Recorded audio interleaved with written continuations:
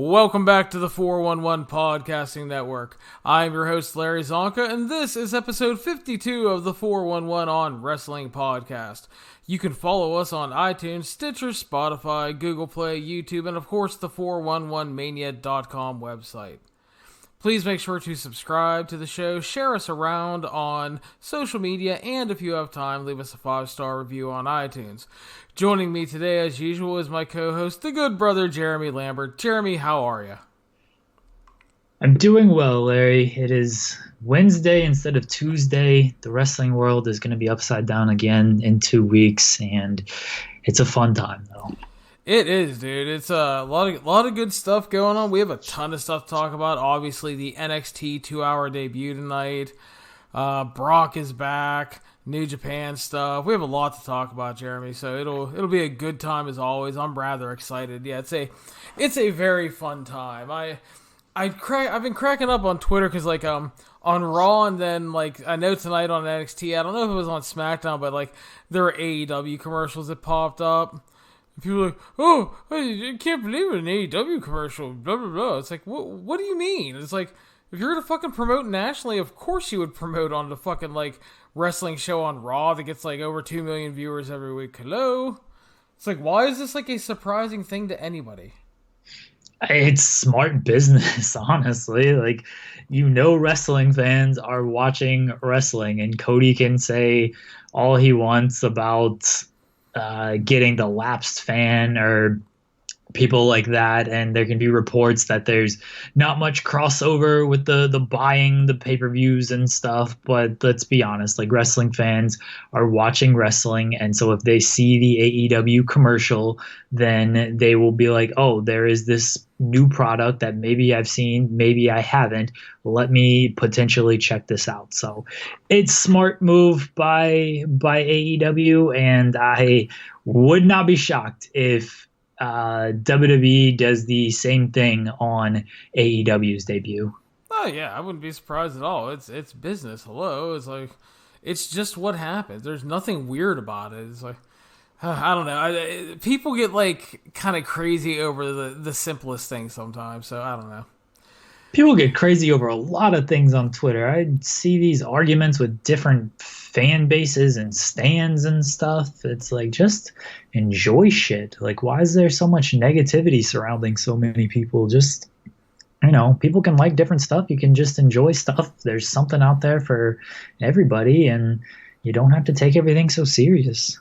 Especially in wrestling, man. There's just so much stuff out there, and we're going to talk. In wrestling, there is an angle where we know who the baby daddy is, and now we're supposed to think that a married man is the baby daddy and a guy with a girlfriend is the baby. Wrestling is dumb as fuck. We love it, but let's be honest, it's dumb as hell. Let's not take it all that serious. I mean, really, it is. But yeah, just there's so much out there, and again, it's if you're not finding something on whatever night of the week that you like, there is tons of other shit out there. Just go looking. So we're going to start off in WWE land, Jeremy. Tuesday Night SmackDown. This kind of goes back to our last show. We talked Clash of Champions. We talked Kofi's title run. We questioned if it was time to pull the plug on Kofi's title run. And I pondered the question to you. What are they going to do? Who should it be? Who should beat him? One name and thing you brought up was Brock Lesnar and the Fox debut. And Brock Lesnar returned on SmackDown. They set up the title match for the debut on Fox. What is your thoughts on the return of Brocktober? I'm excited for it. This whole thing was brilliant. They needed a big match for the October 4th show. We all believe Brock is going to end Kofi's reign. And if he does, great. If he doesn't, holy shit, Kofi is even more made than he already is. Either way, it's a good thing.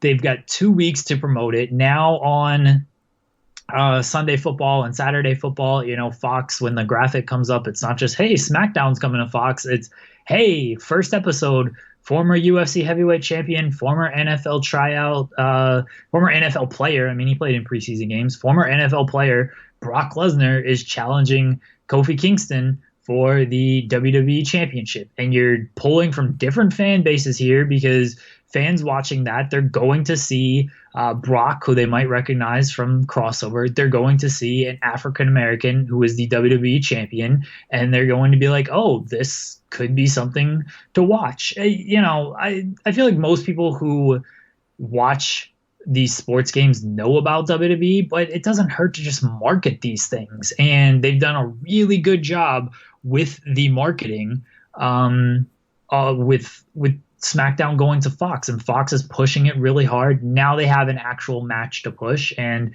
Brock is the guy. Like that. No, you can say what you want about him. The whole scheduling, Brock feels important. He always feels important. He's probably always going to feel important because he's not around that much. And that's a great thing. And the October 4th match is going to feel important. And it'll probably be the best match of Kofi's run because we've talked about it. He ain't had some good matches. And Brock, that guy, he puts out bangers. Say what you will about him. The guy, he bangs when he's in the ring. And I think this match is going to be really good as well. So I don't see a downside to this. Yeah, and trust me, I get the frustration with how Brock has been booked a lot, and I get it, and I understand, and I agree with a lot of it. It does become frustrating. But again, like you said, you need something big for this debut. You need a match you can push and hype, and whether people like it or not, and part of it is WWE's fault, though, I will admit, Brock feels like the biggest star that they have by a country mile. And part of that is because they haven't built up other stars at the expense of a ton of guys. But I mean, Brock, like you mentioned, is a crossover star. So he hits a lot of boxes for a lot of things. And so now the question is going to be, how do they play it? Are they just going to have Brock beat him? Because, I mean, that seems to be the play because, I mean, again, with all due respect to Kofi, Kofi's a great guy and he's... it was a great story and great win at WrestleMania, but the run has been, I mean, his booking's been good because he wins matches and he hasn't been jobbed out like Ray when he was champion, but just there hasn't been like a list of good or interesting matches. Like the Orton angle was good, but once it got in the ring, it just existed. There was no fire, there was no passion, there was no sense of urgency from either guy. It's just not all Randy, but it wasn't there. And you need something different. So you can have Brock win, obviously, which I think makes a lot of sense for the marketing reasons, I think Brock wins. But if he doesn't, once again, that puts Kofi into a whole other stratosphere that he beats Brock Lesnar and hopefully... we talked about Kofi's reign on the Clash of Champions review show. It has been good from the way they protected him. Some of the angles have even been good. Like the Kevin Owens turn was good. The Randy Orton story was good. Just in-ring wise, it just hasn't been there. And it's a lot of things, whether it's the match layout, whether it's Dolph Ziggler or Randy Orton or Kofi just not being able to pull something out of them, whatever it is, it just hasn't clicked in the ring. But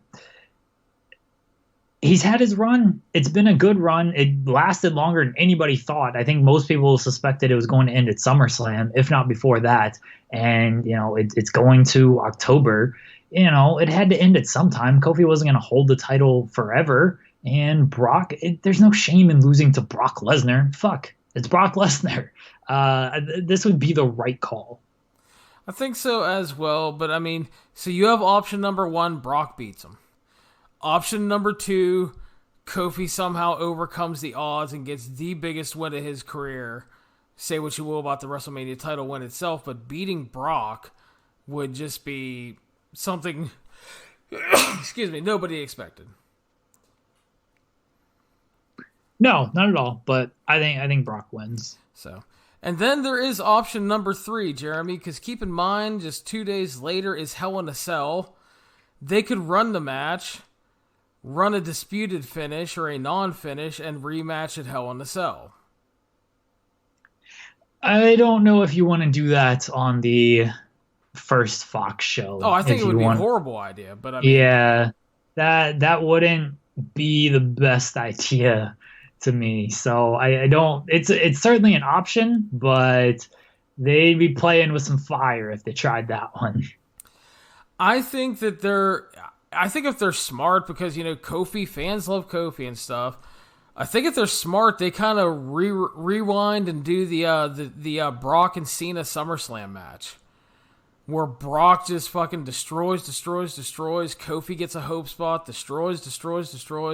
Kofi gets a hope spot, and then you can even have Kofi get an elongated comeback down the stretch and even hit Trouble in Paradise. And then, Brock just overcomes. But, I think Brock is going to win. I think they're going to want to send a message on that first show. Title change is a big message. Putting it on Brock is a big message, especially when you're trying to market that show. So, yeah, I think Brock wins. I think that's the play. It's not ideal, but, it's the bed they've made because they haven't created enough new stars to come in and take that role over and for it to matter. I love Daniel Bryan, but Daniel Bryan's not the guy to go in there and beat Kofi and take over as champion right now. They love Roman, but Roman's not in a position right now to take over and do it. Yeah, they've built up the Fiend, but he's challenging Seth Rollins, so he's kind of out of it too. Yeah, you can't do like Nakamura. He's just hanging out with Sami Zayn, the IC title. AJ Styles is busy. So it's like they haven't built up anyone else, so for better or for worse, I think Brock is the right call. Agreed. So that is looks like we're going to have Brocktober back, and it will be interesting to see how much Brock will be around if and when he wins the title. I think that will be important too, because if he is around more, that does make a difference.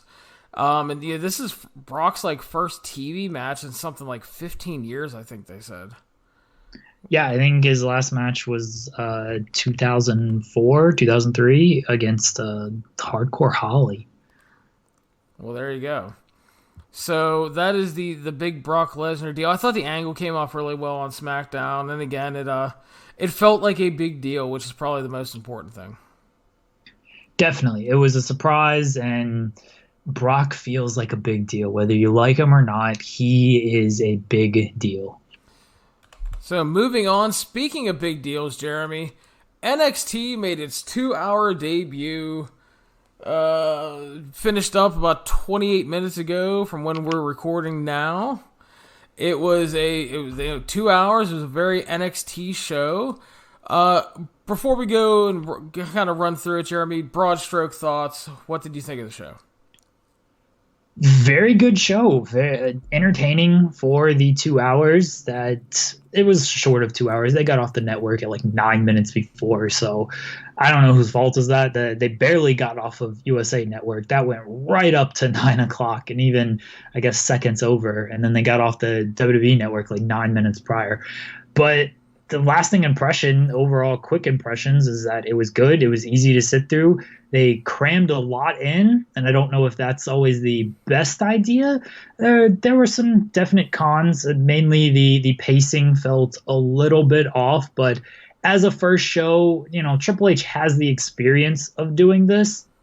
At the same time, when he is the guy at the helm and you are working with a new team that doesn't have the overall experience and a new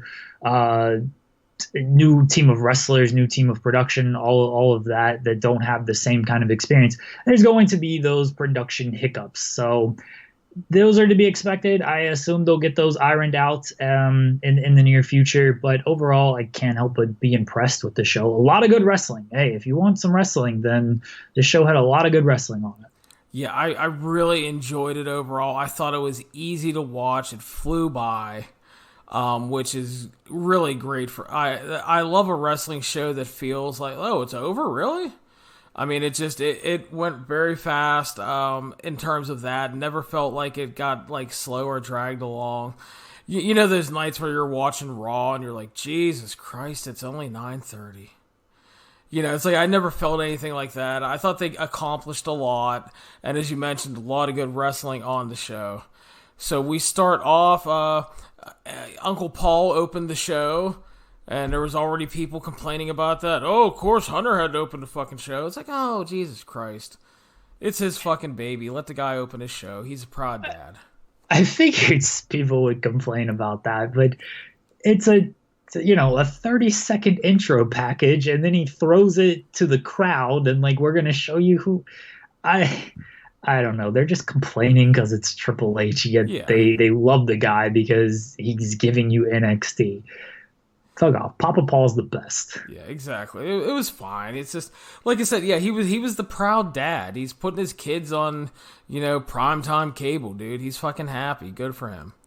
We started off with the number one contenders match for the women's championship. Candice LeRae defeated Mia Yim, Bianca Belair, and Io Shirai 10 minutes via pin. Jeremy, I go to you for your thoughts, sir. Strong match to start the USA era because you get 4 different personalities out there. You figured this match was going to be good. You figured it would have a lot of action to it, and it certainly did. Like, there was no resting periods, which you've got four wrestlers in there, so there shouldn't be any resting periods. It should just be at least 2 at a time, and that's usually the WWE formula, but they were working 3 and 4 at a time for a good portion of this match. So I thought this was the right call to put this match on first. It really, it wasn't a 10-15 minute promo to open the show. I know you were happy about that. Yes. we got a really good match to start off things. Candice LeRae, the right call to win. Honestly, she has not faced Shayna Baszler like Mia Yim and Bianca Belair and Io Shirai, and she is the purest babyface of the bunch, and she is also the underdog. Shayna Baszler, we saw it at the ending segment where the horsewomen surrounded Candice, and it was kind of like, all right, you're on your own here. This is what you're up against. So I thought it accomplished a lot of things, and I guess the most important thing is it really delivered in the ring. Yeah, I thought it was a hell of a little sprint to kick off the show. I liked that the ladies got a chance to open things up. I thought the match was really good. I liked that they paid attention to the established feuds between Candice and Io and Mia and Bianca that have been there in the past. I thought they did a good job of that. I thought everybody looked good. Everybody got a chance to shine at various points. And Candice picks up the big win. Great finish with the Super Poison Rana and Lion Salt. And yeah, she, like I said, just the most pure babyface they have in the women's roster right now. And she just, win came off really well. Fresh challenger for Shayna. They do have some history working together with each other from the Mae Young Classic, so they'll have that to pull off of. And like I said, they did the little standoff post-match, and that match is going to take place in 2 weeks on the first head-to-head week, Jeremy. So good booking to set the contender and announce the match pretty much right away. I figured once, I think I tweeted it once, that this number one contenders match was announced. I was like, oh yeah, whoever wins this, they're facing Shayna October 2nd, because AEW is crowning their first women's champion. That show, you go, what do you put up against that? The most dominant women's champion in NXT history against, and now we know, Candice LeRae, like the big underdog. So it's the right call, and October 2nd is going to be fun. Exactly. Yeah, and again, it's a smart move to get it announced now. I mean, you said it to contender. No need to wait and announce it later on. Just get it out there, because you're trying to build this audience in the first 2 weeks, so that when you do have the competition, hopefully whatever audience you draw will stay with you and not migrate over to your other show. So yeah, smart move. Moved on. Contrary to popular belief, we will have some squash matches from time to time. Cameron Grimes and his wacky hat stomped the fuck out of Sean Maluta with a double stomp and beat him in 5 seconds. Fantastic. No problem with this. I like squash matches. We should have squash matches, and yeah, this was fine. Yeah, exactly. And again, it wasn't like a boring 90-second thing with some back and forth. Cameron Grimes hit his fucking move, then pinned a dude. That's it. Great. So we moved on to the main event of Hour 1, the North American Championship match, where Roderick Strong defeated the Velveteen Dream in 15 minutes via pin. Jeremy, I go to you for your thoughts. Early portion of this match was a little rough for me. I don't know what it was with Velveteen Dream. He looked kind of off There were some pin attempts where I don't know, he was a little stiff on them, and instead of kind of laying out more for Strong, and it's fine. I can appreciate the struggle, but at the same time, it just looked like it was a struggle, and instead of a realistic kind of thing, it looked just more like a guy who was just struggling to be in position and do the things you're taught to do in wrestling. But the closing stretch was really hot. The Undisputed Era interference, I'm iffy on. On one hand, it obviously makes sense because this was their prophecy.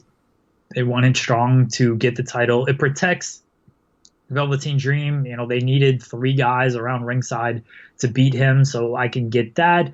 But and we'll talk about this with the main event segment, but you're promising like no BS, and then you're giving us kind of this interference here on your big first main event. So there was a little bit of a disconnect there. If they don't promise that whole no BS nonsense, then it probably comes off a little bit better. And again, it made sense. I get why they did it. It didn't completely detract from the match, like another match we'll talk about later on this podcast. It's still just, was it fully necessary for what you were marketing? Roderick Strong winning, right call. They've been wanting to do this Undisputed Era with all the gold for, it feels like, this entire year, and they finally pulled the trigger on it. These are the dominant guys in the promotion. Step up to them. It's going to set up to something for War Games, and I cannot wait for that. Yeah, I agree with you about the early portion of the match. It wasn't bad or anything. It felt a little off and janky at times. They got around that really good though, and they have really good chemistry. So going on from there, everything was really good. I thought they worked really well together. Roddy in there with a guy like Dream just makes so much sense because Roddy's such a strong leader and a veteran for a guy like Dream who, while Dream is really good for his experience, he's a great athlete and a ton of charisma, but he's still growing as an overall wrestler. So working with Roddy is only good for him.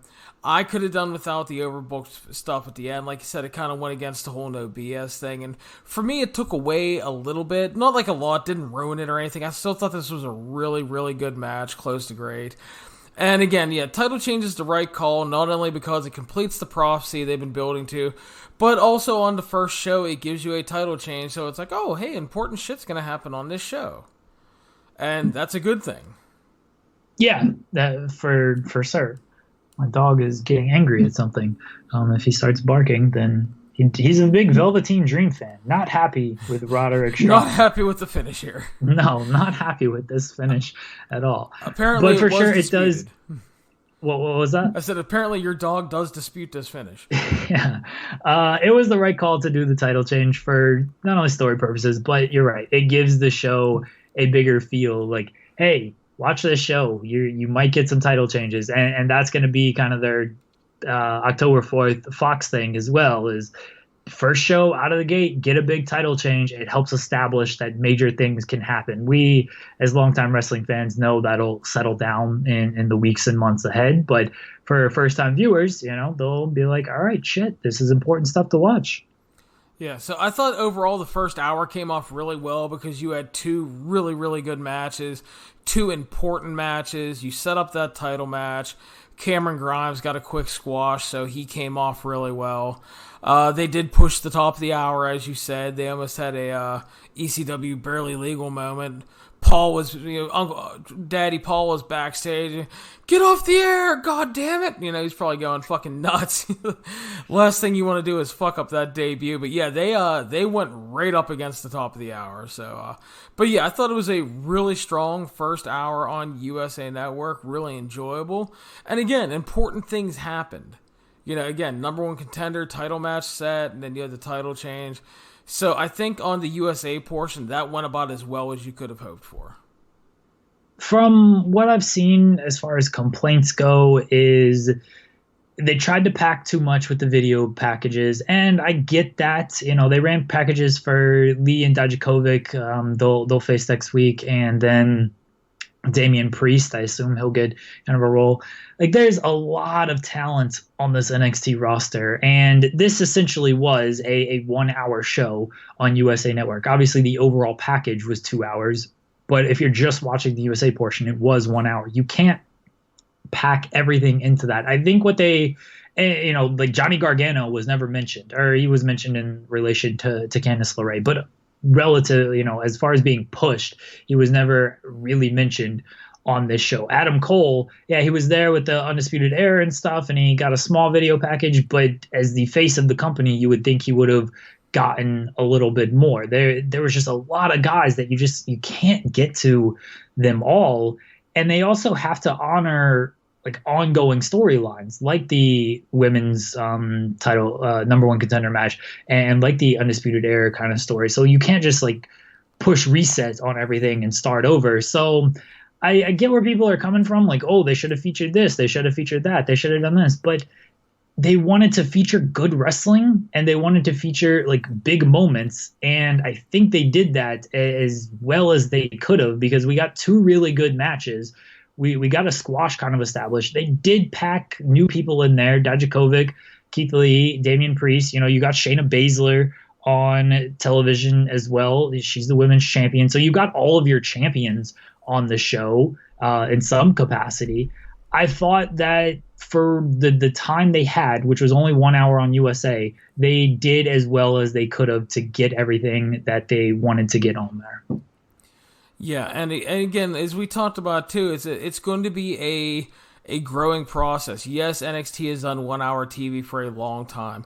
Yes, they do takeover specials, but converting to a 2 hour TV format is going to be different. There will be, despite the fact that WWE has so many experienced production people, there may be some growing pains, and I understand some of those complaints, but I think that overall they accomplished what they needed to for that first hour on USA. Yeah, they've been 1 hour, but it's also been taped and Exactly. It's on the network, so they don't have to. They can go over if they want to. You're not up against hard breaks with commercials. You're kind of just putting your own little WWE promo commercials in there. It's a lot different of a ball game here, so it's a learning process. Again, Triple H has done this. He's been in the seat next to Vince McMahon for a long time for Raw and SmackDown. But a lot of the guys behind the scenes in NXT haven't done this. A lot of the wrestlers haven't done this. The referees, like there's a lot, the cameramen, like there's a lot of people who have to hit different marks. And for the first show, it's tough to pull that off. And, they had some hiccups. They had the pacing issues. They did have like trying to pack in a little bit too much and not letting stuff breathe. It's going to happen with the first show. It's probably going to happen next week. It may even happen the week after that. It'll get sorted out because NXT has kind of proven that they can get these things sorted out. And it comes with experience. Yeah, and expect some of that stuff probably with the AEW debut shows too, because they have a lot of experienced people in wrestling working production and stuff. But as we've seen with some of the pay-per-view and shows that they've run, while a lot of it looks good and they do a pretty good job, they still miss some camera shots. There are some pacing problems still. So again, it's going to be a learning process for them as well. So, don't expect a perfect show from them either, production-wise, first couple weeks. It's a growing process for everybody, which is, again, really interesting to watch to see who kind of jumps the learning curve the quickest. And in reality, it should be the WWE people because of the experience and everything. But, we'll see. But yeah, I think that there are some valid complaints, but I think some people were overblowing it a little bit, like making it out like it was this horrible catastrophe. They were so close to the top of the hour. Well, they didn't. They got off the air. It was okay. Relax. Again, they're gonna have to learn. They're gonna have to improve, and But I like you said, and I kind of said too, is like, you had important matches, you had really good wrestling, you accomplished a lot of goals, so I think a success. You set up upcoming weeks on television. In 2 weeks you're getting a women's title match. Next week you're getting Lee and Dijakovic. So they, overall, for the time they were given for being a debut and everything, I thought they did extremely well. Yeah. So we moved on to hour 2 on the WWE Network. Started off with Pete Dunne defeating Arturo Ruas in 6 minutes and 40 seconds via submission. This ended up being way more competitive than I thought it was going to be. But I did really like that they worked a completely different style of match than anything else that had been on the show. Grappling, striking and stuff. And I thought it was a good match overall. And Ruas has really improved. He's worked a lot of Evolve this year. And we talked about that in the past with guys like Velveteen Dream and the Street Profits getting to work there. So that's been good for him. Pete Dunne picks up the win, obviously, which is the right call. And he's, supposed to be a regular going forward on the NXT brand, which is good. Way more competitive than I thought. I saw Arturo Ruas come out there, and I was like, well, this dude's getting squashed. And then he went 6 minutes with Pete Dunne. I don't know if that was the fully correct call, but I guess if they've got some type of plans for Arturo Ruas, then maybe, but I just don't know if they really have plans for this guy. Yeah, I don't think that they do. I just think that they're trying to use him. I don't think I would have booked it as competitive a match. I would have had Dunne beat him a little more handily myself, but at least it was a good match. They then announced that Dakota Kai is finally returning next week from her knee injury, and so that is good news. Love Dakota Kai. The real big dog of the World Wrestling Federation, so we're good to go with her being back. We stuck with the women. Xia Li defeated Aaliyah in 1 minute and 50 seconds via pin. Overall, Xia Li looked good, but she did have a slip off the ropes. But to her credit, I will say that she rebounded quickly and did not let it faze her, which, mistakes are going to happen. The thing is like, with developmental people especially, oftentimes you get that deer in headlights like, oh shit, what do I do? And to her credit, she didn't do that. They just carried on. She beat Aaliyah. And, fine for what it was. They're going to hopefully start introducing more of the women's roster because they have a ton of women in developmental. They do. And Aaliyah's been there. Geez, I remember her on Breaking years. Ground. Yeah, she was on Breaking Ground. And I'll never forget, like, when she's just walking out and William Regal is like, all right, who are you? And she's like, I'm Aaliyah. It's like, cool. Who are you? I cannot forget that. Well, the best part is when she said, like, I'm kind of like a Kardashian. And Regal was like, what the fuck's a Kardashian? I'll never forget that exchange. She's improved. She's found more of her character with the Aaliyah and Bougie, whatever they call themselves. I'm sorry. Casey's going to yell at me if he listens to this. Born and Bougie. Born and Bougie. There you go. Vanessa Bourne. Yeah, so she's found herself in a good tag team spot, and they seemingly got plans for Xia Li, so that's cool. This is what I thought Pete Dunne and Ruas was going to be, just kind of a quick little 2-minute squash here. They swerved you, bro. They did. So next up was supposed to be Kushida versus Denzel Kickpads, and Mr. Denzel arrived, and Fabian Eichner, Alexander Wolf, and fucking Barthel. What the hell is his first name? Marcel Barthel. Marcel, thank you. I don't know why I forgot that, but the 3 Imperium members arrived and they beat the shit out of poor Denzel, and the crowd wanted Walter badly, and they got Walter. Walter arrived. Everybody was happy. Imperium was here. I immediately was begging for a War Games match with Undisputed Era. Walter says that they are Imperium, the mat is sacred, they are here to restore honor to it, and from today on, those who disrespect that tradition, they will answer to him. Kushida arrived. My man was pissed off because they were taking his time, and he ended up brawling with Imperium, cleared the ring, had a little tit there with Walter, and basically challenged him to a match, and I am fucking fine with Kushida versus Walter. Walter and Kushida are going to fucking bang whenever it happens. I'm excited for that. I thought this was good. I was extremely worried because, they announced that they were doing Oni against Leo Rush as well, and we knew they were doing Riddle against Killian Dane, and it's like, man, you are packing a lot of matches. And then Dunne and Ruas went longer than I think most expected, so it's like, man, you're packing a lot of matches onto this show. So when you got Kushida against Denzel Kickpads, it's like, do they have time to do anything else? So I like the Imperium attack.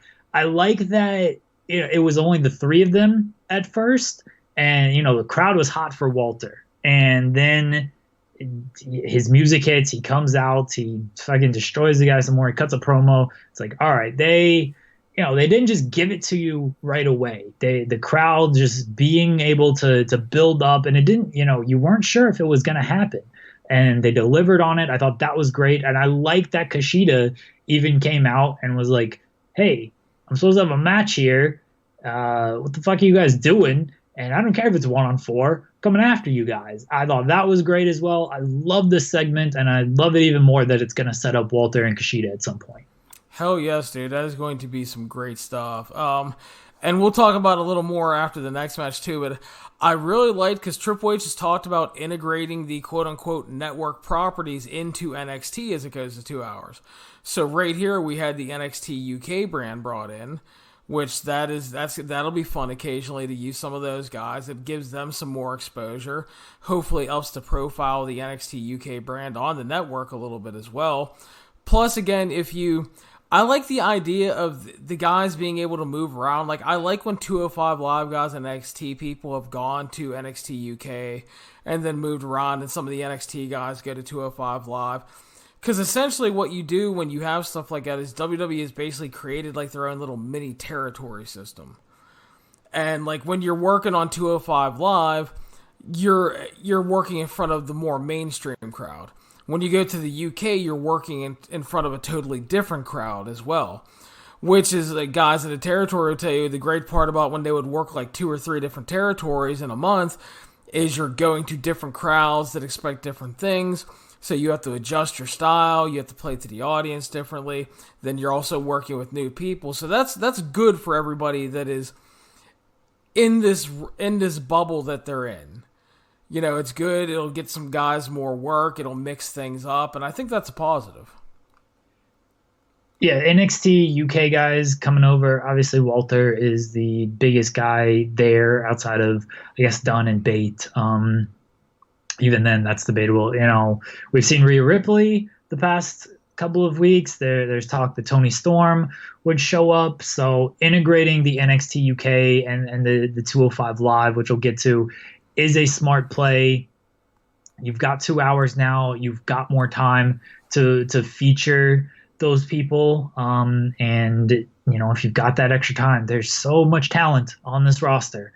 So you may as well try to get them on there. I'm sure then when we get the independents on the WWE network and stuff, they'll be going to all those areas. It's going to be a crazy time. But now NXT basically adds to their riches with members of the 205 Live and the NXT UK roster. Yeah. And it's smart because you're trying to build as strong a 2-hour show as you can. And it also shows that you don't have to, quote unquote, resort to pulling in main roster people. No, not at all. You don't have to. I mean, NXT by itself, just main NXT, has a shit ton of talent on there that we don't even see on a regular basis. And then add in all the 205 Live guys, because there's a lot of good guys on there, and then the full NXT UK roster. You have tons of people to pull from, and that's only going to make the possibility of this 2-hour show going forward even better. Exactly. So, and then speaking of the integration, we had a number 1 contenders match for the Cruiserweight Championship. Lio Rush making his long-awaited return. Defeated Oney Lorcan, 10 minutes and 45 seconds via pin. Jeremy, your thoughts? Obviously surprised to see Lio Rush. I thought that was kind of... He's been off television for 6 months because of the reported backstage heat and attitude issues and everything. There were reports a few months ago that he was coming back to NXT, but then nothing happened and nothing happened. So it's like, all right, when's it going to happen? And here it is. It happened. So good to see Lio Rush, super talented guy, both in the ring, on the microphone, just really, really talented. He way too talented to just sit on the sidelines. And as we've seen this week in WWE, guys are coming back that you didn't think you would really see because they're talented, and it makes for a nice surprise, and all hands are on deck right now, and I'm all for that. So cool to see Lio Rush. Great match against Oney Lorcan. Love the match. Love the finish. And Leo Rush is now the number one contender. So him and Drew Gulak will, I'm sure, have a great match on Takeover or WWE pre-show or whenever they eventually wrestle. Yeah, big return for Leo Rush. He got a star reaction. I mean, you can't understate that. The crowd treated him like a big star. They were thrilled to see him back. It was part surprise, plus it was part that Full Sail hadn't seen him in a long time. So he comes back. Yeah, really good match. They played so well off of each other because stylistically they are so different. Leo is the smaller, faster paced, scrappy. He was the baby face here, and Oney Lorcan is just that great brawling bully here. So that played off of each other really well. Again, I like the 205 Live guys getting some mix here because as opposed to like this week's 205 Live show when nobody could have mustered a single solitary fuck about that show in the live crowd, the Full Sail people will treat these guys like stars because a lot of them are former indie guys and a lot of them work a style that they like, and it's just they're like kind of like their guys. So having them pull matches and being added into this, good idea. And again, you had a match here that felt important because there were actual stakes to it. It was a really good match, and you got the big return. You got a new contender. Again, came off just as well as you could have hoped, I think. I don't think you could ask for much more, honestly. I wonder if, we talked about replacing NXT on the network. And 205 Live, whatever they're going to be is definitely up in the air now, with SmackDown moving to Fridays. And do you put this show on Fridays at 10 o'clock on the WWE network and hope people watch it or stick around or whatever? I wonder if they do essentially 205 Live on the network Wednesdays at 10 after NXT, and you just do it in front of the Full Sail crowd. The majority of those fans are going to stick around. It's a small venue anyway, and they light it differently. That was something we didn't really mention, but it's lit a little bit differently. It's a little bit darker, so it's a more intimate crowd setting. They're going to be making noise and stuff. It's guys that Full Sail crowd is going to cheer for because they're there to see those types of guys. They're not there to see the Roman Reigns and the bigger stars that are presented on SmackDown. So I wonder if that's the move they make, and then they can kind of keep that brand synchronicity between NXT and 205 Live. They need to do something to help that show. And I've said for a while, I mean, Full Sail makes sense because, like I said, of the way the crowd will treat those guys, and that's more of the style of fan that's going to get into 205 Live as opposed to a SmackDown crowd that has already sat through 2 hours of SmackDown and has already seen the big stars. And then, like, you trot out the little fellers, and they're like, all right, I guess we'll stay. And not even that, because, like, half the time so many people leave. And I feel bad for those guys, because they work really hard, but seems like nobody cares. It would be interesting, but also I do think you're pressing it a little bit, though, if you do that, because then you're asking people to sit through 3 hours. And are they still going to be hot in that third hour?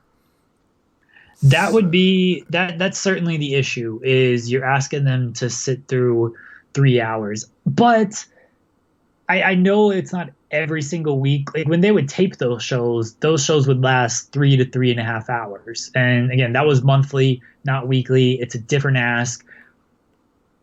Because it is such a smaller crowd though, I think you can, and it is a crowd that's going to like, they like this kind of wrestling. They like these guys. So I think you can get away with it a little bit more. Otherwise, even though you're moving to 2 hours, if you're pulling from NXT UK, if you're pulling from 205 Live, yeah, it deepens your roster. You're still running into kind of those same issues of your roster is already so deep that you don't have room for everybody as it is. 2 hours helps, but if you're pulling from two other brands now, you're running into that same issue of, all right, guys are going to be left off the show every week. And sometimes that can be a good thing.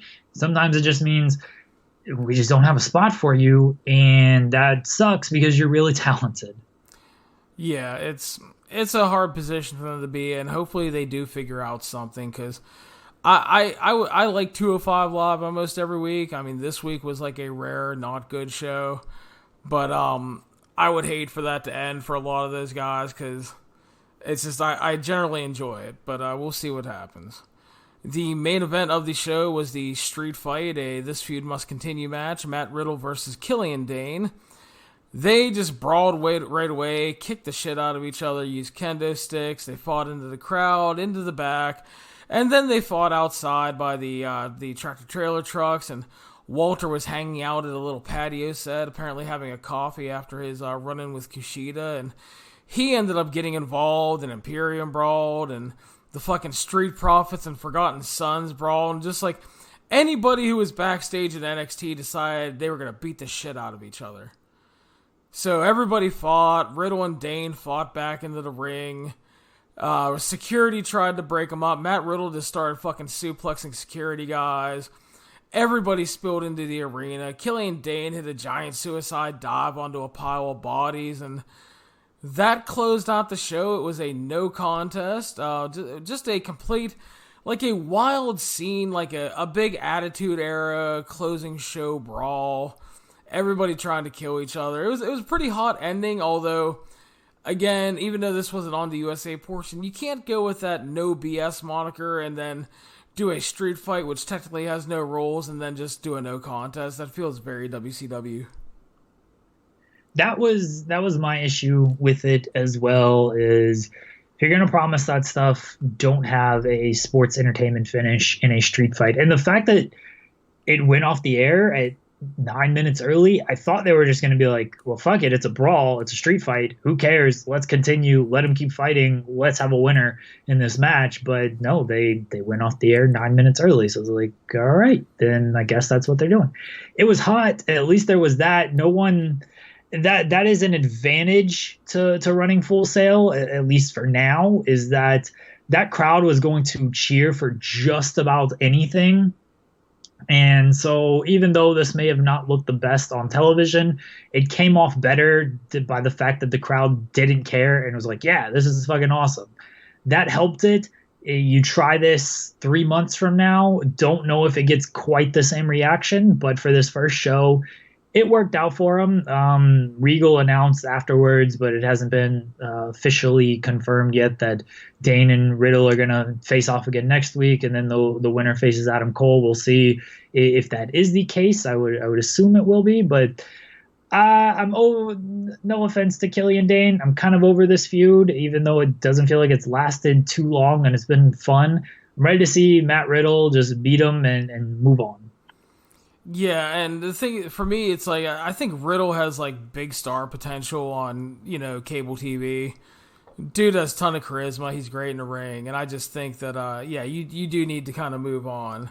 And him versus Cole, would be interesting. Overall, I thought it was a really good debut for the 2-hour show. I thought we got some really good wrestling. There was a ton of energy. The crowd was great. They set up Shayna versus Candice. Lio Rush made his return, became a title contender. We're probably getting Walter and Kushida, which I'm fucking hyped for. They announced Dijakovic and Keith Lee for next week. Dakota Kai's returning. Undisputed Era fulfilled their prophecy. We had a mix of some 205 Live and UK talents, and thought the show was pretty much a blast, man. It flew by for me, and I love any time a wrestling show just kind of goes quickly, and I don't even realize it's been as long as it has. Yeah, it was a great show. There were some hiccups. There were some issues. But overall, as far as a wrestling product goes, it delivered what I wanted to deliver. I would assume they'll get kind of those hiccups and pacing issues worked out in the near future. But as far as a product, I thought it was great. So we now move on, Jeremy, to Ring of Honor. It was announced this week by Ring of Honor that they have, quote-unquote, agreed to a contract buyout with TV champion Shane Taylor. But that Shane Taylor will still defend the TV title at the upcoming pay-per-view next week. For me, this reeks of Okay, first of all, they've been setting this up for a long time. They've had Shane Taylor complain that he's not on posters, not getting put in prime positions on shows, being ignored by management. So they've been setting this up for a while. But this wraps up two ROH tropes that I absolutely hate. First of all is the disgruntled employee angle. And that's topped off with the worked shoot angle. Just does nothing for me. Your thoughts? It's dumb. I love Shane Taylor. This, he's on social media and like, I'm gonna start my own promotion, Shane Taylor Promotions. Thanks ROH. It's basically they're running a worked AEW angle where Shane Taylor is every member of the Elite, and he used ROH to build his name. So now he's starting his own promotion, and I don't know what the end game is. Like, seriously, what is the end game to this angle? Shane Taylor is going to have his own show on TNT. What is the end game here, Larry? Can you tell me? No, and I'll tell you what, I doubt Bully Ray and Lizard Man have a fucking end plan for it either. I just don't know what they're trying to accomplish with this. I really don't. I don't understand what the point of this is. Because it's a worked shoot. You're basically saying we've mistreated this guy by not putting him on the poster so much that he's going to leave our company and start his own company. I don't get it. I don't get any aspect of this. And he's still going to defend the TV title. Like, strip him of the title if that's the case. Why are you still promoting this guy who wants to open up a competitive company? Did you learn nothing from All In? I don't get any of this shit.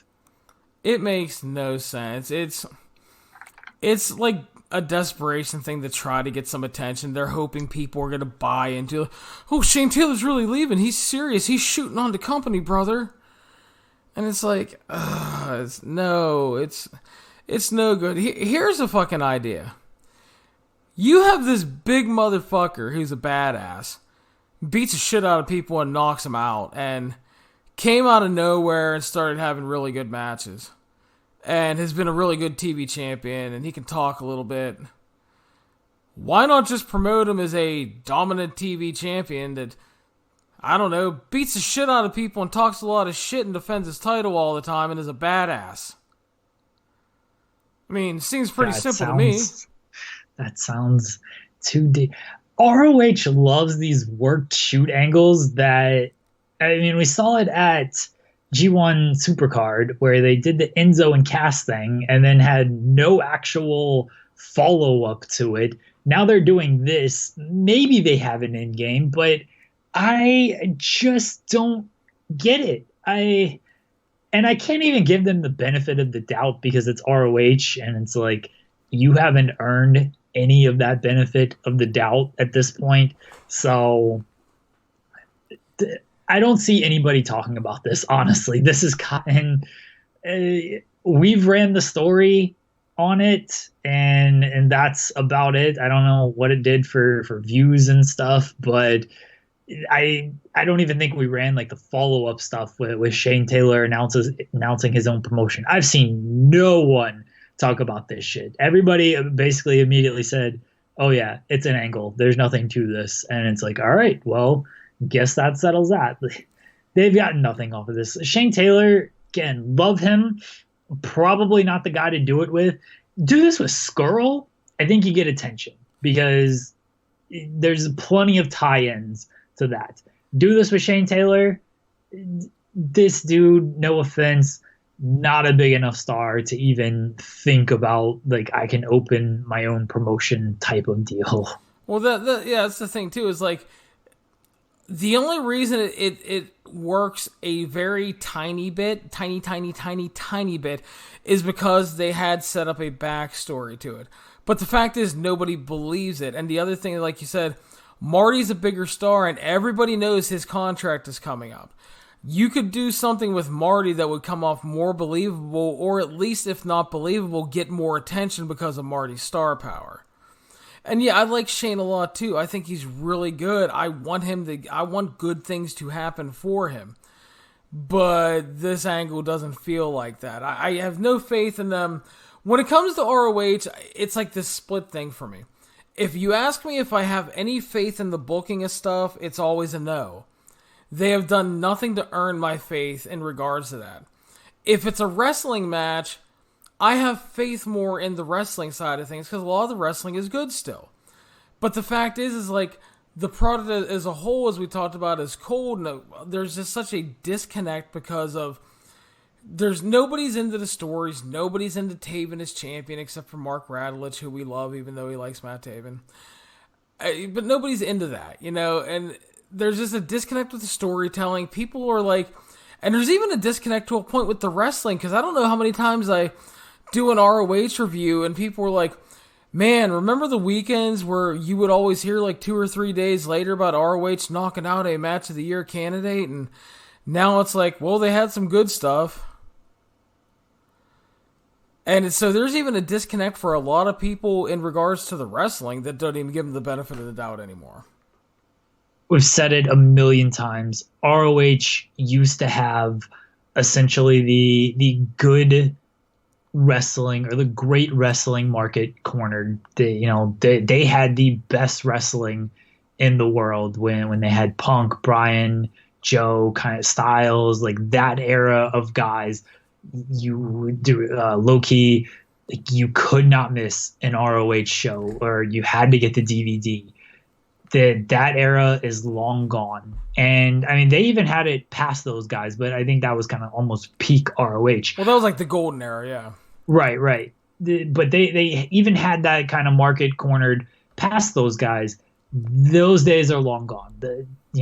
ROH they're not the best wrestling. You go to New Japan, AEW, NXT, like that's now the best wrestling. So what do they do well? They don't do storylines well. They don't have they don't do women's wrestling. God damn, they do not do women's wrestling well. So what do they do well? They don't even do nostalgia well. Like fucking Impact is doing that better with all the ECW shit they're doing. Well, I wouldn't say that's good, but well, yeah, that's true. But ROH could at least do that. They could have some of the nostalgia stuff when they bring back like Lance Storm for one match against Daniel Bryan or things like that. They bringing in Japanese talent. They don't even do that the best because New Japan won't even send them like their best people, and because New Japan is so accessible to the American audience, like when a Kenta or Morishima would come over and work an ROH match, like it felt like a big deal. Now it doesn't feel like a big deal because, okay, if Okada comes over and works an ROH match, which he's not doing, it's like, we can see Okada anytime we want on New Japan World, so whatever. Like they don't have any market in wrestling cornered. They really don't, and it's kind of a shame to see how it's fallen because there's no sense of them turning anything around. You don't get a feeling that they're on the cusp of something or there's a groundswell that they're building up to something. And I wish I could Matt Taven. I mean, I wish I could say that I see something on the horizon that things are going to change and it's going to get better, and I just don't. And again, it's not that it's a bad product. It's just a product that feels almost impossible to invest in, which may be even worse than it being a bad product. It's not good.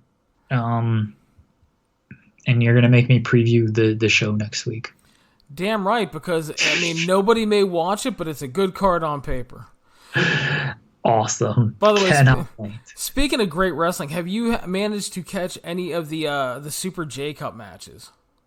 No, I'm so far behind that I just finished the Destruction matches today. That's so okay. You're lucky I'm up on that. Super J Cup, I might actually have time the Thursday, Friday, and part of this weekend. I will tell you, there are 2 matches you absolutely have to see. I know I got to see Ospreay and Red. And you have to see Ospreay and Show. Yeah, I figured, of course, my boy Show. I figured I'd have to see just about any Osprey match. I'm gonna watch the whole thing. I plan on it. It's just a matter of finding time. I'm binge watching Breaking Bad, and I've seen it before. But anybody who's seen Breaking Bad know it's worth watching again. And sorry, wrestling, you'll always be there. I need to get a Breaking Bad fix. Fair enough, man. But yeah, the depending on who you talk to, I like the Red match a little more than the show match. But I know people that like the show match a little more. But they're both top tier Osprey matches to go along with the long list of stuff he's put on this year. The Red match is just like seeing Red in 2019 having a match like that was like heartwarming. Because I watched a ton of early Red, obviously ROH and then TNA, and it's like Red was always a guy before the injuries I thought would have gotten a lot farther, and then he just kind of got broken down, and he comes out there, and Osprey, dude, just did absolutely, because he wanted that match so bad. And like I thought, he did absolutely everything he could to give Red, like, the best match of his life, and that if it's going to be it for Red, that he has something to hang his hat on, So it was just spectacular stuff, greatly enjoyable. And also, reports of that match being like 45 minutes were greatly fucking exaggerated. I think it was like 26 or 28, so some people don't know how to work fucking stopwatch.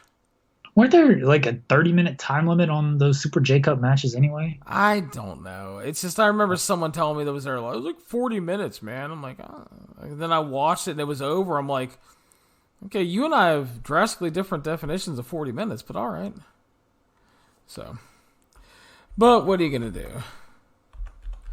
We're going to move on to New Japan Pro Wrestling, or stick with it technically.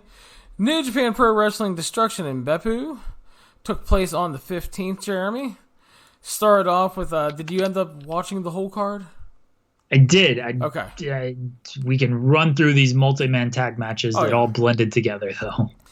Started off Young Lions Cup action. Carl Fredericks defeated Yota Tsuji 7 minutes via submission. Thought it was a good opener. Fredericks looks really good, and Yota, I think, is really stepping up, and I think down the line may be a really good heel. I've enjoyed the Young Lions Cup. I've actually gone back and watched the majority of it, and as far as this match goes, yeah, good stuff. I like Fredericks. He's kind of growing on me. I don't know if he is their kind of main guy here. I get him and Coughlin confused. I'm sorry, or Coughlin. But I like Carl Fredericks. I thought he was good in this match. Yeah, he's really good. Next up was Shooter Umino defeating Alex Coughlin, 8:05 via pin. Another good match. Umino picking up the win, moved him into a tie for first place at this point. Just good stuff here, and enjoyable match. Didn't overstay its welcome, and hit everything it needed to hit. Another fine Young Lions Cup match. We've talked about the Young Lions a million times. They can have solid short matches because they stick to what they know, don't overdo themselves, and they're well trained. Exactly. And again, the LA Dojo Lions are they've been shown marked improvement since the G1 tour, because they got to work with a lot of experienced guys, which is what they needed. Next up is your boy Ren Narita, Yuya Uemura, Taguchi, and Yuji Nagata defeating Michael Richards, the low man on the Young Lions totem pole, Clark Connors, Toa Hanare, and Nakanishi, 11 minutes via submission. Thought they had a good match. The Young Lions worked their asses off here, and the dads played their roles very well. Your typical dads Young Lions match. Basically so.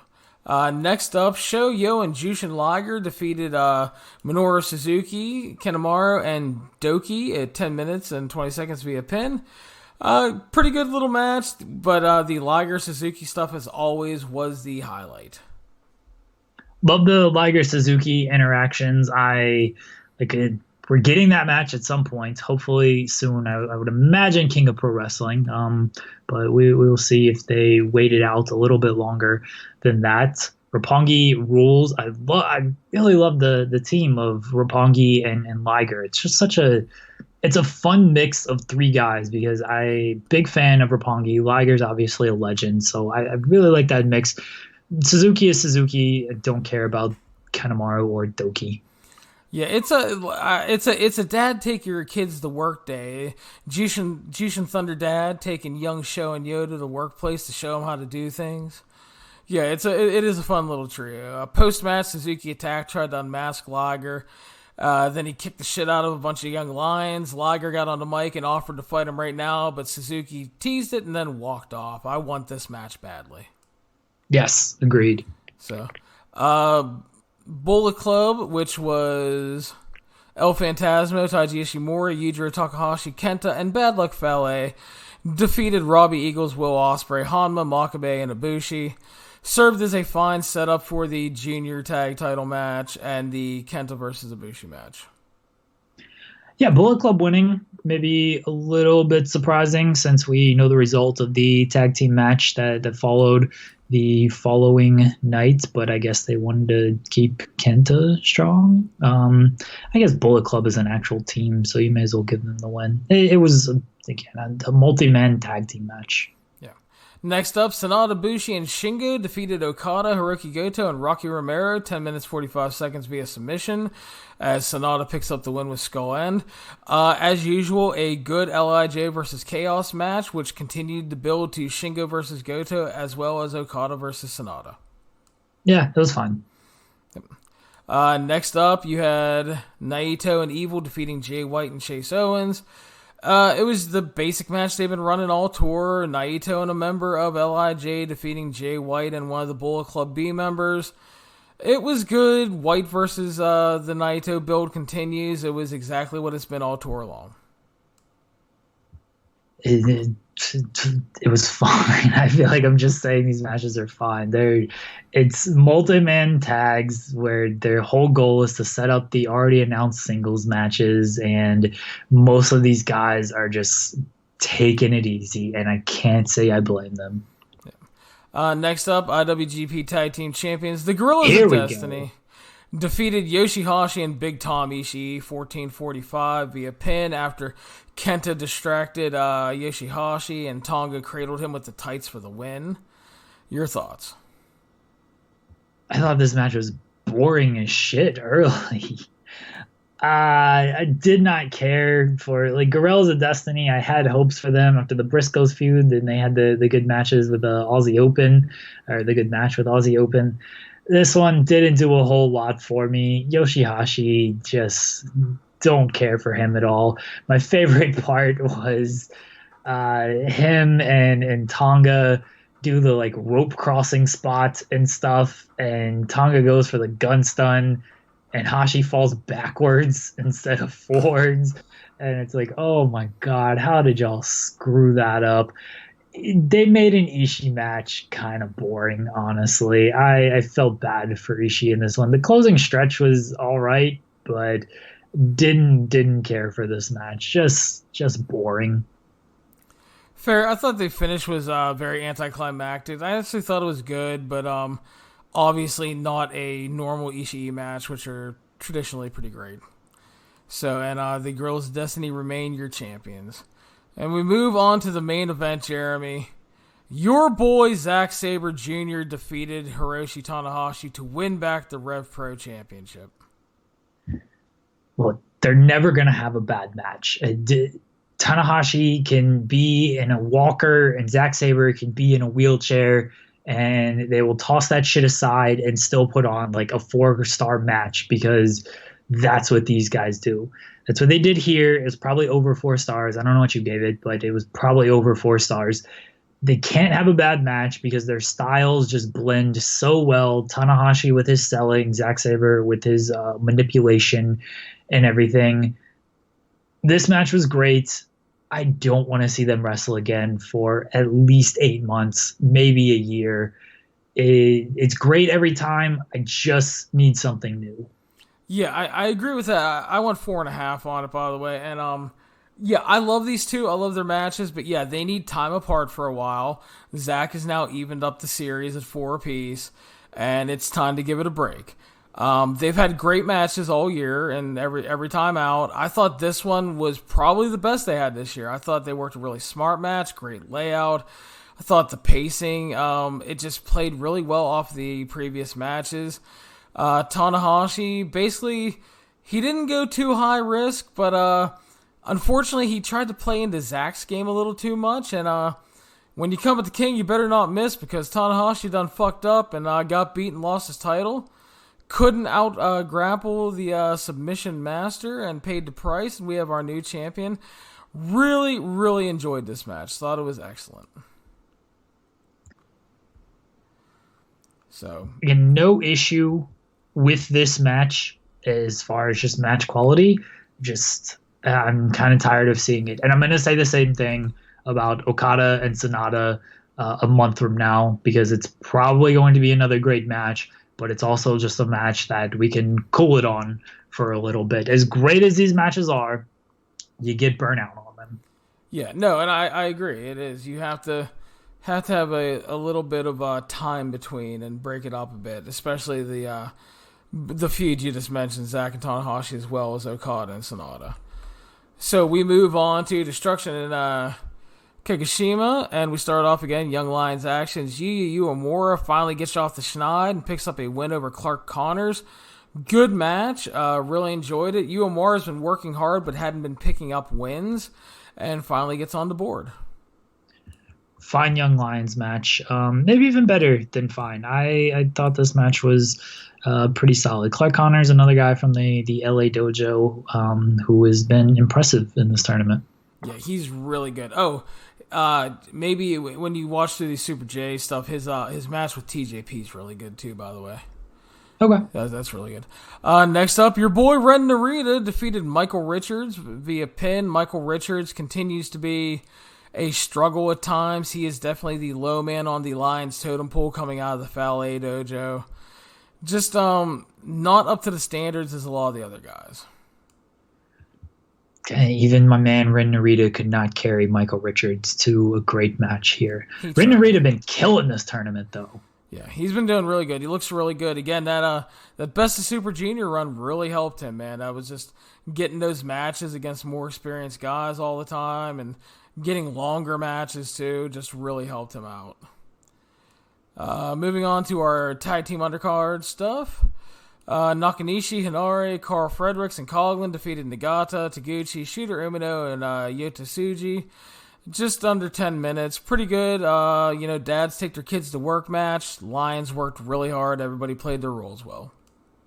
It was Young Lions dad match. Yep. Next up, Big Tom, Yoshihashi, Yo, and Sho defeated Tamatonga, Tangaloa, Bad Luck Fale, and Chase Owens when Yo fucking pinned Tangaloa. Get the titles on Roppongi. I know they switched up the cards a little bit. Get the titles on Roppongi. Yeah, perfectly solid match with a surprise ending because it's very rare in New Japan, if you guys follow, that the juniors actually pin the heavyweights. And in theory, this should set up a title match with 3K and the Gorillas. They faced earlier this year and had a short match, which GOD won. And I think they could have a really good match because 3K are great. And we've seen this year that when the GOD wants to step up, they can have good matches. Assuming they face Roppongi down the line, it'll probably be good because Sho and Yo are awesome. And yeah, the Tamatonga and Tangaloa, when they want to be, they can be good. Yep. Next up, Hiroshi Tanahashi, Togi Makabe, Hanma, and Jushin Liger defeated Zack Sabre Jr., Minoru Suzuki, Kanemaru, and Doki 10 minutes via disqualification when Minoru Suzuki went wild with chair shots on Liger. And then he unmasked Liger post-match and posed on the turnbuckles with Liger's mask in his mouth. The best part about it was a good match, but the best part about it is Suzuki unmasks Liger, and this fucking arena went silent. These people were mortified that he unmasked the legend and stood there and celebrated. So that got over really well, and then Liger got on the mic, said Suzuki crossed the line, and vowed to get his revenge. Give me this match, Jeremy. The match was fine. The post-match angle fucking ruled because, yeah, Suzuki beats the shit out of Liger, unmasks him. The crowd is just dead, but dead in the best possible way. Not dead because it's like it sucked. Dead in the like just stunned dead. And Suzuki is laughing like a madman, just the fucking best person in the world. Liger gets covered up with towels, and he's like, "All right, motherfucker, like you've gone too far now. So if this is what you want to do, fuck, swinging chairs at each other and shit, I'm just gonna whoop your ass now." I love this post-match angle. Just go ahead, book this match. I cannot wait for it. Seriously, I know. I want to see it so bad. All the build stuff has been so good. Liger's just trying to be the respectful wrestle dad, and Suzuki is just such an asshole. So great. Moving on, Okada, Goto, and Rocky Romero defeated Sanada, Shingo, and Bushi. Like all tour long, it was a good match that built up to the upcoming singles matches, but I am so much more pumped for Goto and Shingo than Okada versus Sanada. Yeah, same. Okada, Sanada, we've seen plenty of times. Goto and Shingo, much fresher. Shingo, especially coming off the G1. Goto, he's a guy, and I know he gets made fun of a lot for that. He can obviously raise his level, and Shingo will have him raise his level. Yeah, it'll be great. It's just fresher. Yeah, they had a great match in the G1 too. So exactly. I'm waiting. I'm just waiting for it because they've worked together now in the singles. They've had some tag matches. All their exchanges have been really good. So I think this match has a definite chance to be way better than the G1 match, which I thought was great. So Naito and Evil defeated Jay White and Yujiro, 12 minutes. Pretty good, a little bit flat. Post-match, Jay White low blows Naito because he's an asshole. It's the same Jay White Naito tag team match you've watched all tour. Yep. Co-main event of the evening, champions El Phantasmo and Taiji Ishimori defeated the Birds of Prey, Will Ospreay and Robbie Eagles, 23 minutes via pin. It took a little bit to get going, but I thought it was great. I think they played off the established feuds really well, featured some great teases of a title change. Ospreay and Eagles have some amazing teamwork already. Easily the best thing on the show, and one of the best matches on the Destruction Tour so far. Strong match with you. Aside from that, it was the best match on the night, definitely. Yeah. And I think it was the best match between the two shows, aside from Zack Sabre and Tanahashi. I haven't watched the full Road to Destruction shows, but I can't imagine there's been, considering it's just a lot of the same iteration of multi-man tag matches, I can't imagine there was anything to this level. Great match. You put these four guys in the ring against each other. It's tough to have a bad match. Ospreay is just awesome. Like I love this guy. He might be my favorite wrestler in the world to watch right now because just his athleticism is spectacular, and he's got everything down pat. And Eagles can certainly keep up. Phantasmo and Ishimori can all keep up, and so strong tag team match. I would put this behind Zack Sabre and Tanahashi because the opening portion was a little too slow, and it felt a little bit longer than 23 minutes. Not like too much longer. It felt maybe 25 minutes, but so not anything egregious, but still fantastic match. And definitely, if you're going to watch anything from this show, this would be the match to watch. Definitely. So we move on to the main event of the evening, which was Kota Ibushi defending his Wrestle Kingdom title shot that he won in the G1 against Kenta. Kenta beat him on night one of the G1. They had a great match. It was a kind of kickboxing, striking style match. Just really great stuff. And going into this match, Jeremy, there were two thoughts, kind of two states of thoughts here. One was they had a great match in the G1 and definitely have the potential to do it again. And the other side of it was something you brought up on the last show, which was there's still a lot of concern over will Kenta be okay enough for this match coming off of getting knocked the fuck out at Royal Quest. Kenta was not up for this. You go ahead. Okay, what did you think of this match, Larry? Okay. Because I've seen it's divided. The timeline is divided on this one. So it started off, Kenta charged and attacked, beat the shit out of Ibushi before the bell, hit him with the briefcase, and then destroyed it. So they did the whole doctor checking on Ibushi. The crowd's rallying for Ibushi because it's his hometown. And of course, Ibushi's going to fight because he's an awesome babyface. What they did from there on was 26 minutes of fucking trash. I have seen people say that this was an amazing heel performance by Kenta. It was an amazing babyface performance by Ibushi, which I will say that Ibushi was great. But they went total sports entertainment to the extreme here. They tried to create sympathy in Ibushi's hometown with that attack. And then they just had Kenta repeatedly beat the shit out of him for 26 minutes. We got interference from the Gorillas of Destiny. Ishii and Hashi ran them off. But here's the real fucking problem with this match, besides the fact that it wasn't any good. If you pay attention to this match, and it's the fact that nobody's really talking about it, this match was completely booked to heavily protect Kenta, who was not in any way fully fucking recovered from Royal Quest. The striking exchanges were mild at best. I think Kenta maybe took 3 legitimate bumps in 26 minutes. He took 95% of the match. And it went long simply because it was the main event and they felt they needed to deliver a long match. Not all fucking matches need to be long. And here's the other thing. You didn't have to book this match on this night. You know why, Jeremy? Because Evil was waiting in the wings. Evil beat Ibushi during the G1. You easily could have said, there you go, Freudian slip, I guess. You easily could have said that Kenta is not medically cleared because of Royal Quest. Evil beat Ibushi. He gets the shot on this show. And then you get a good main event, and then you do Kenta on the 14th at King of Pro Wrestling. But no, they did this match. I can't explain the booking. It didn't work.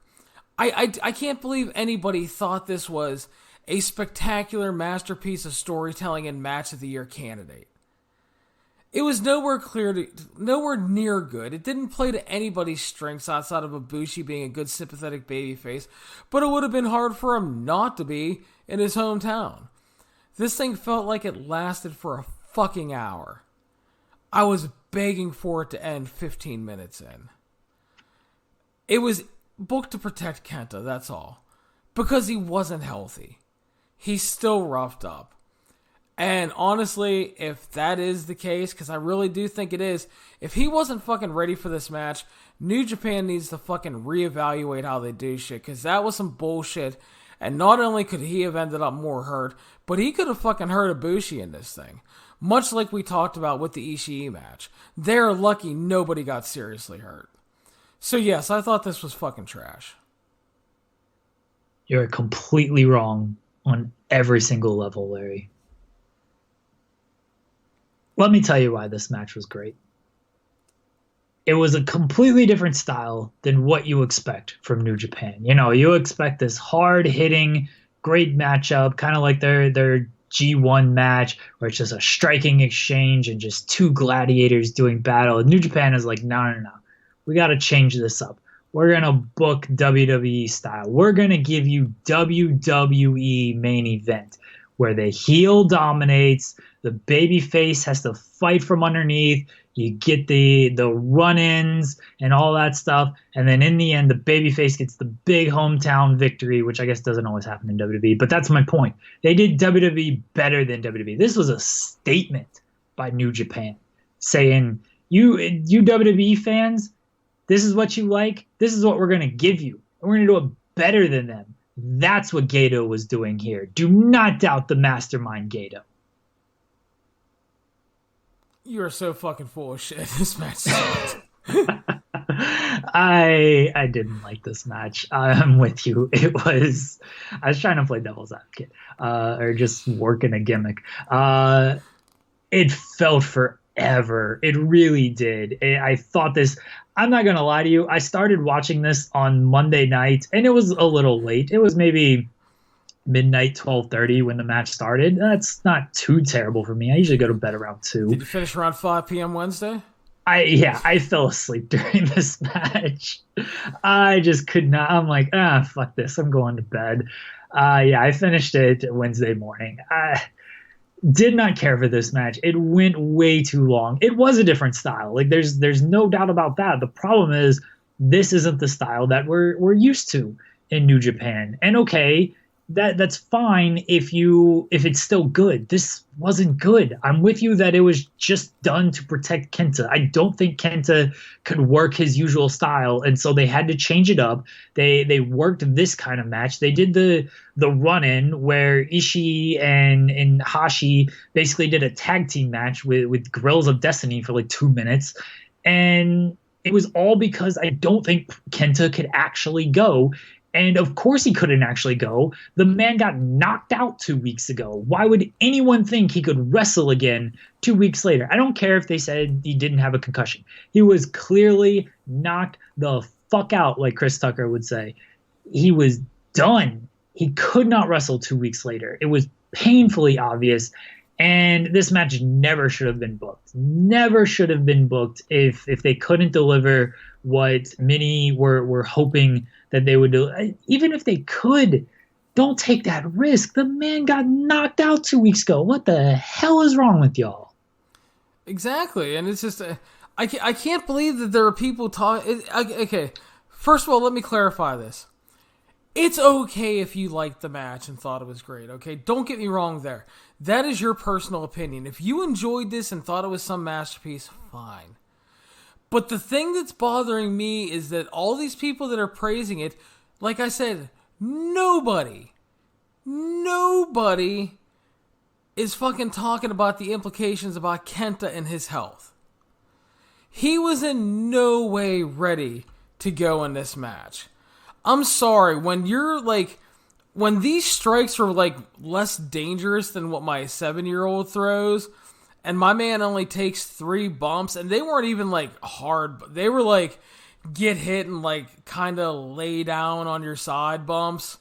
I mean, they were taking no chances trying to protect him throughout.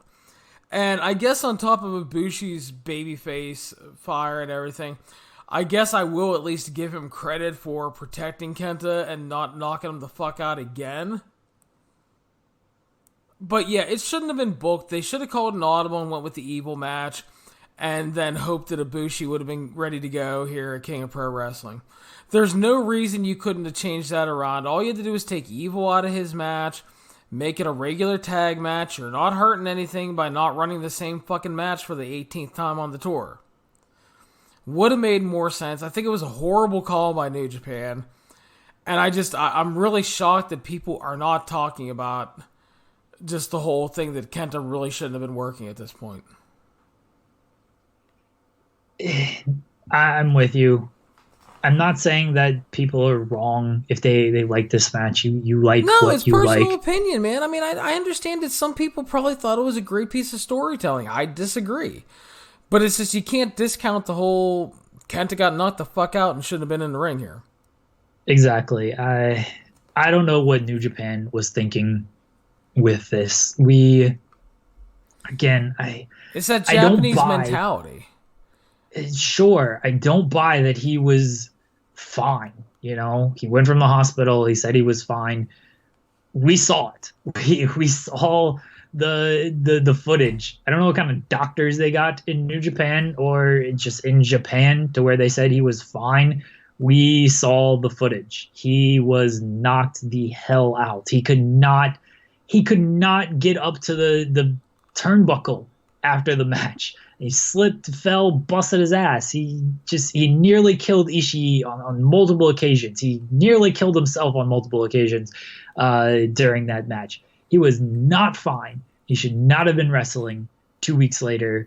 in any capacity. I don't even care if it's a multi-man tag match where he doesn't tag in. He just should have been given the time off. That would have been the smart thing to do. I think Gato hired Dr. Nick from the fucking Simpsons. Doc, is he good to go? Hey, everybody. He's fine. I don't know, man. Just a horrible, horrible call overall. And I just, yeah. So, we will move on, Jeremy, to the final night of the Destruction Tour, which is taking place this weekend for a quick preview. Destruction in Kobe. Start off Young Lions action. The Young Lions Cup will be decided on this night. We have 2 matches. Ren Narita versus Clark Connors and Shooter Umino versus Carl Fredericks. We have matches going on in between, so it's going to be hard to call. I think it's going to come down to Narita and Shooter winning their final matches probably. But who do you think? Is it going to be Ren Narita or Shooter Umino taking the title? I mean, technically I think Carl Fredericks will be in it by the last night as well, but who do you think is taking this overall?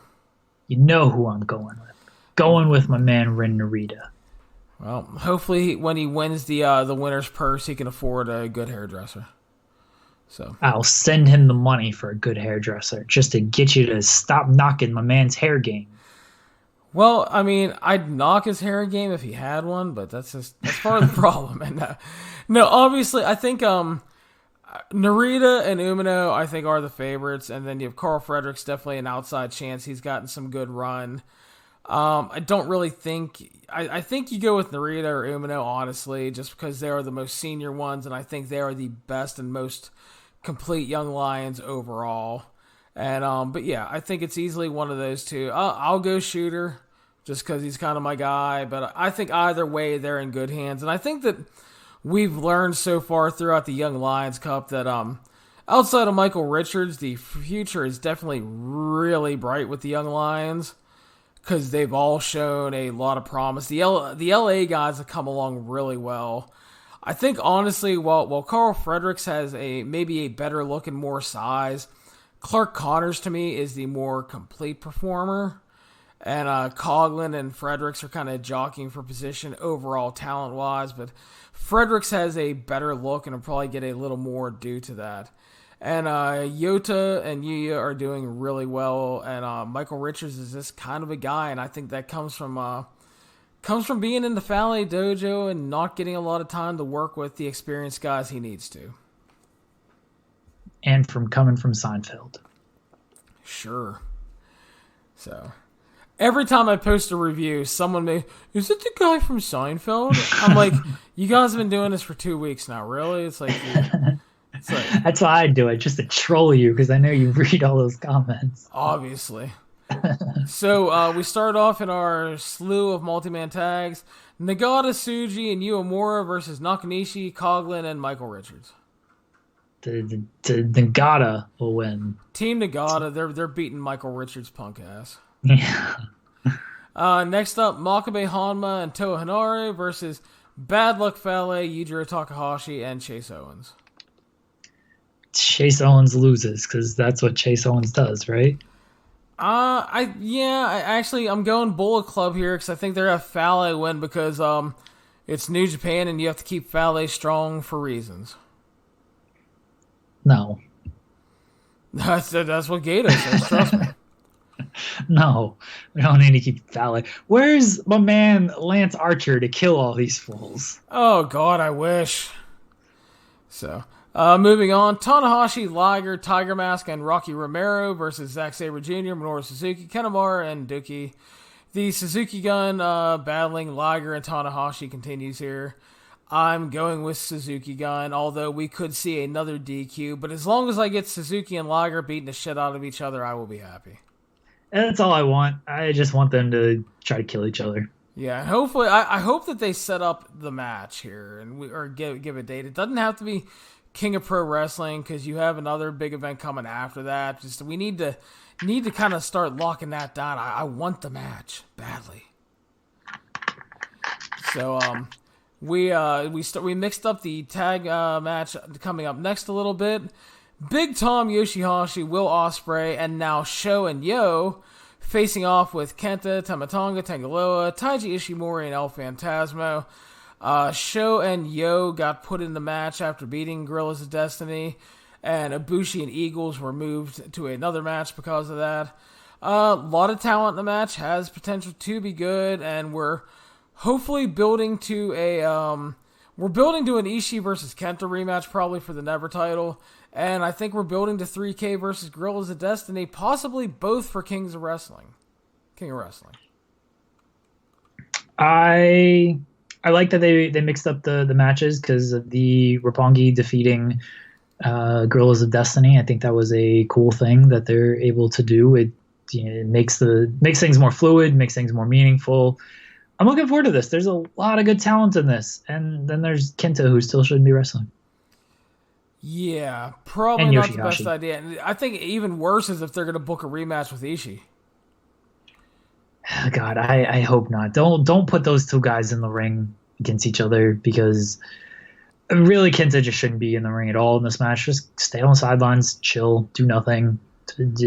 Yoshihashi as well. Y'all chill. Take these two out of this match. This is a much better match. Probably, yeah. Moving on, Okada, Ibushi, and Robbie Eagles face off with Sanada, Evil, and Bushi. So we're continuing to build to Okada and Sanada, and now Evil versus Ibushi, both for King of Pro Wrestling. And then Robbie Eagles and Bushi. What? K-Pow. Okay, yeah, there you go. Robbie Eagles and Bushi are there probably just to be workhorses. One of them will take the pin, but I'm going with the LIJ win here because I think you want Sanada and Evil looking good as the challengers going into the big show. That makes sense. I'm with that. I'm looking forward to this match. It should be fun. Yeah. And then moving on to the co-main event, my most anticipated match of the evening. Shingo versus Goto, buddy. Haas match version 2 of 2019 between these guys. They faced on night 18 of the G1. Shingo won. They had a great hard-hitting match. Throwing bombs, beating the shit out of each other. This should be great. I know people like, as you mentioned, people like to make fun of Goto and his booking and stuff, but the fact is, when he gets put in a big match, Goto can deliver. I think that they'll have a banger here. I think Goto or Shingo should win, but I kind of fear that they're going to have Goto win here and maybe set him up as a challenger to Naito for the IC title. I hope I'm wrong. Don't do that. Shingo should win here to set him up for a challenger to Jay White in the IC title. Well, you're smoking crack, because that's not going to happen. I'm smoking weed, not crack. Shingo should win. Honestly, he should. I assume he's a heavyweight now. Yeah, he is. Okay, yeah. So I'm sure he announced that, and I just completely forgot about it. So he should win this match. And Goto, he's a guy, and no offense to him. Match should be great. As you said, they had a great match at the G1. Shingo's awesome. I want them to push Shingo. I don't want Shingo to get into kind of that Sonata role where he's just kind of around. You know he can do more, but he just kind of keeps losing these matches that he probably should win. I hope they have a little bit more of a plan with Shingo. And to prove that, don't have him lose the Goto. Completely agreed. He should win. Main event of the evening, Intercontinental Champion Tetsuya Naito battling Jay White. This is, again, a rematch from Night 18 of the G1, where Jay White defeated Naito in what I felt was a kind of disappointing match, a little too much style and bullshit over substance. They obviously have the ability to have a great match. I like Jay White a lot, man, but I think that they get into that fucking...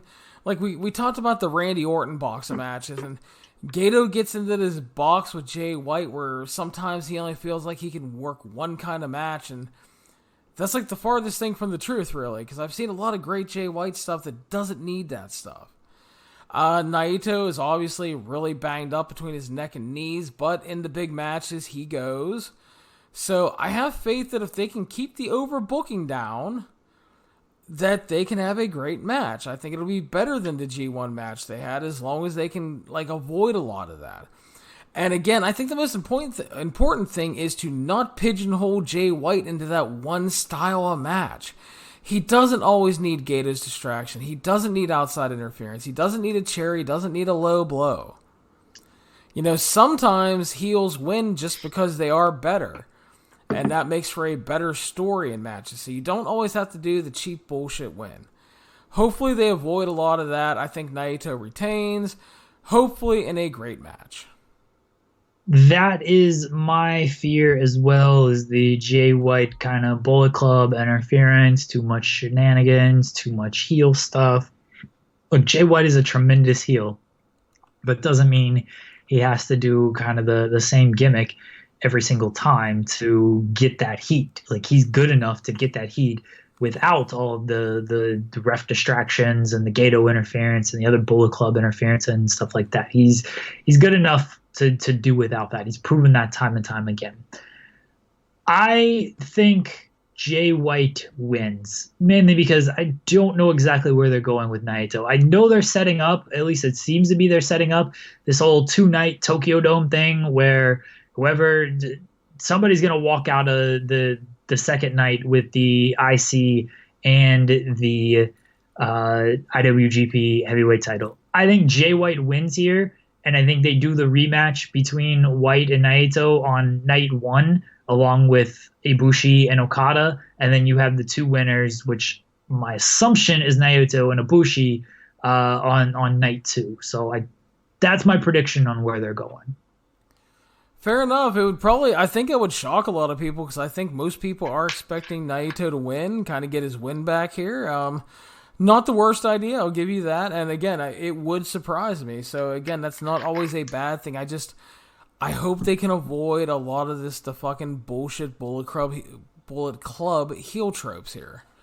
Because I've seen a lot of great Jay White matches before this run that did not involve all that stuff. He doesn't need it.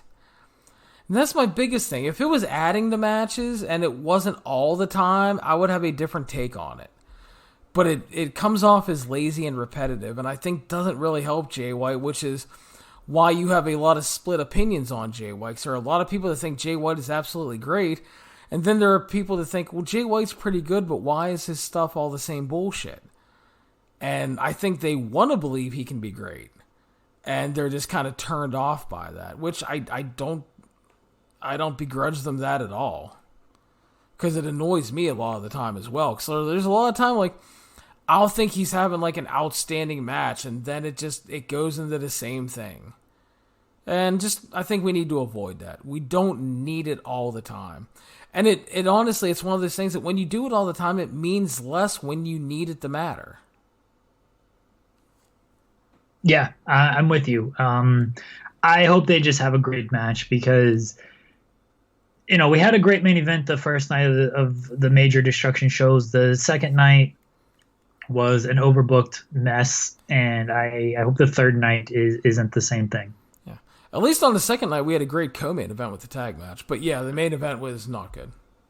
Fair, and I think we'll have a great co-main event here that won't be overbooked. Yeah. But still, you want your main event to be the best match on the show. Typically, you don't want to end on an overbooked, nonsensical mess on these big shows. Yeah. I think the one thing I've definitely learned is when you watching these three, or getting ready to watch the third show and looking at the cards and everything, one thing to me that's really clear is that honestly, if not one, they should only run 2 Destruction shows, because it's just, you're getting variations on the same fucking undercard tag matches all tour long. They all run together, and for anybody that wants to complain with Jeremy going, yeah, it was fine, well, that's honestly what a lot of it is. It's fine to good. It is building to future matches, but it's the same fucking thing every night with maybe a different result. It becomes tedious, and I understand why everybody doesn't want to invest in all of the shows. Obviously, if it's one show, you could make a pretty killer show. But I think you can do 2 shows and make 2 good shows. I just don't think it needs to be 3. The problem, and I mean, this is just a touring thing, is you get the same iteration of these matches. And not only do you get the same iteration, maybe there's a slight tweak. A lot of it is to just set up the singles matches. So that's fine. They accomplish a goal in that sense. And in the singles matches or the tag team matches are great. But then you just also, like, these guys clearly aren't working hard in these multi-man tag matches. And not to say they're not working hard. I'm not saying like they're completely sandbagging it. No, but they're taking it easy for the more important matches. Right, exactly. And there's nothing wrong with that. Like, Nope. That's their prerogative. And these matches, there's not much. Wins and losses matter to an extent in New Japan. That's why but they also protect in these multi-man matches to where you're not going to have. And then when, Roppongi beats Gorillas of Destiny, like, it comes off like a big deal. Because usually you could spot in these multi-man tag matches, this guy's taking the loss right here. Like, you know who is taking the loss out of these 4 or these 6. So, yeah, these matches are fine, but they blend together. I'm sorry if anyone is offended that they're just fine and they want a more detailed recap. You watch all these shows and do a more detailed recap. Yeah, and again, it's really justified because it is, like I've said several times, it's variations on a theme, variations on the same thing, and after a while, it just kind of runs together. It is fine. It does serve a purpose, and like I said, some of the matches are good, but again, we're rarely breaking the gentleman's 3 on a lot of these matches. It is what it is, and hopefully hopefully the last show is a little better, and hopefully definitely rebounds from the Kagoshima show, because again, if you enjoyed the Kenta Ibushi match, awesome. But I thought that was some fucking trash. And again, something New Japan needs to reevaluate, because my man was not healthy for that match. I will dispute that with anybody. I will fight that one. Don't tell me he looked fine. There was no way he looked fine. The dude got knocked out 2 weeks ago. Knock it off. Yeah. So, Jeremy, that's going to wrap us up for tonight. Thank you, as always, my friend. We will be back Sunday night. We're going to talk about the Destruction in Kobe show. Any big breaking news, which I'm sure there will be some news coming out between now and then. And then we will preview the ROH Death Before Dishonor show for all 27 of you that are going to watch it. So, until then... 27? 27 people aren't watching this show. Hey, there's a lot of family involved, okay? Matt Taven has relatives. Matt Taven's paying a lot of fucking people, apparently. But again, thank you guys for listening to the 411 on Wrestling podcast. You can follow us on iTunes, Stitcher, Spotify, Google Play, YouTube, and of course the 411mania.com website. Please make sure to subscribe and share our show around on social media. And if you have time, leave us a 5-star review on iTunes. Until then, remember, despite the fact that not everything is great, it is a fucking great time to be a wrestling fan, and you should be excited for it. We will talk to you Sunday night.